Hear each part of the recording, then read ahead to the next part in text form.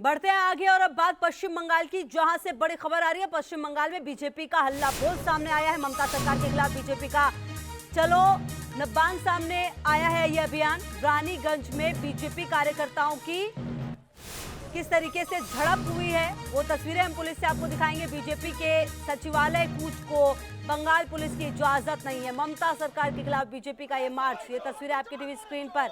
हालांकि पश्चिम बंगाल के लिए ये कुछ नया नहीं है।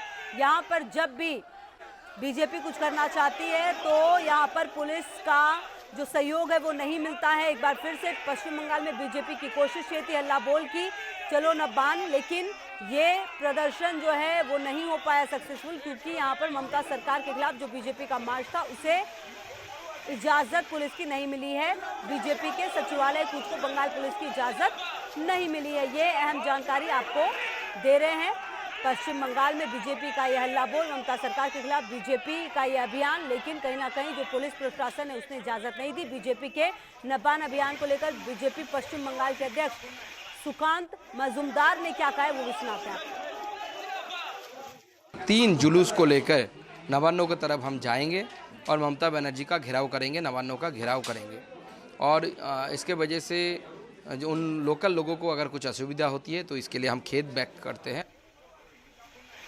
तापस सेन गुप्ता हमारे सहयोगी, ज्यादा जानकारी के लिए इसी खबर पर हमारे साथ। तापस, ये अभियान जिस तरीके से चलाने की कोशिश थी उसका उद्देश्य क्या था? चलो नब्बान अभियान की जो शुरुआत थी, अब जब पुलिस ने इजाजत नहीं दी है तो अगला प्लान क्या होगा बीजेपी का? तापस जी देखिए, नवान्न अभियान का उद्देश्य ये था कि राज्य में जिस तरह का भ्रष्टाचार का माहौल बना हुआ है और जिस तरह से सत्तावर नेता मंत्री गिरफ्तार हुए हैं ईडी और सीबीआई के हाथों, तो भ्रष्टाचार को सामने रखते हुए आज बीजेपी का ये ऐलान था कि वो नवान्न जो राज्य सचिवालय है उसे घेराव करेंगे, ममता बनर्जी को घेराव करेंगे। हालांकि ममता बनर्जी तो एक तरफ जिले के दौरे पर निकल चुकी है, वो कुछ जा चुकी है, वो कोलकाता में है नहीं, लेकिन पश्चिम बंगाल पुलिस की तरफ से, हावड़ा पुलिस की तरफ से इन्हें परमिशन नहीं दिया गया है। 144 धारा लगा दिया गया है। हावड़ा के अलग अलग हिस्सों में 3 रैलियां आएंगी, एक शुभेंदु अधिकारी, एक सुकांत मजूमदार और तीसरा दिलीप घोष लीड करेंगे।